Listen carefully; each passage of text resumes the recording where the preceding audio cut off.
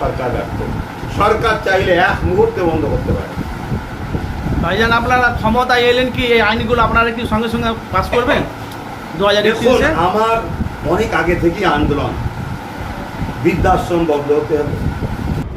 ভাইজান তো বলছি আমরা ক্ষমতায় এলে যে কাজটা করতে পারেনি বিরোধী, সে কাজগুলো আমরা করে দেখাবো। ধর্ষণ মানে রাস্তায় প্রকাশ্য ফাঁসি। দেখুন, যুক্তরাষ্ট্র পরিকাঠামোর কিছু নিয়ম নীতি আছে, আইন আদালত আছে, তার বাইরে আমি যেতে পারবো না। যে আমরা বিগত কয়েকদিন একটা ভিডিও সামনে আছে, আইনের ব্যবহারটা ঠিক করে করতে হবে। আইনের যদি ব্যবহার ঠিক করে না করা হয়, তাহলে যারা এই ধরনের, যাদের মনে এই ধরনের নোংরামি আছে, তারা সাহস পেয়ে যাবে। আমি চাই ফাস্ট ট্র্যাক কোর্টের মাধ্যমে এর নিষ্পত্তি। ভাইজান তো বলছি আমরা ক্ষমতায় এলে যে কাজটা করতে পারেনি বিরোধী, সে কাজগুলো আমরা করে দেখাবো। ধর্ষণ মানে রাস্তায় প্রকাশ্য ফাঁসি।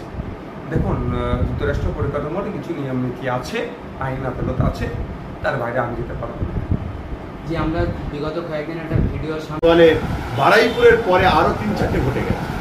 আমার রাজ্যের কথা বলি, যেইখানেই হোক ঘটছে তো নাকি, সেখানে মুসলিম হোক, হিন্দু হোক, আদিবাসী হোক, যেই হোক, মায়ের জাতের উপর জুলুম হচ্ছে তো। এটা অবিলম্বে বন্ধ হওয়া দরকার।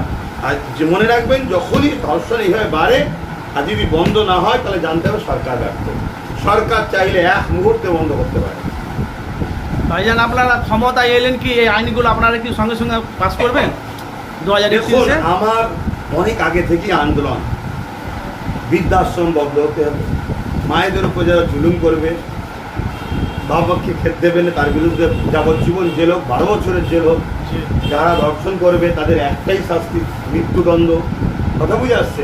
বলবে দেশের আইনে নেই। আরে দেশের আইনকে নিয়ে নেতা মন্ত্রীদের নিজেদের সুরক্ষিত করার জন্য তাদের বিরুদ্ধে কেউ যেন না হতে পারে, হাজার হাজার খারাপ করার পিছনে প্রায় 40 থেকে 50% নন মুসলিম টিচারকে তাহলে ওরা দায়ী করছে।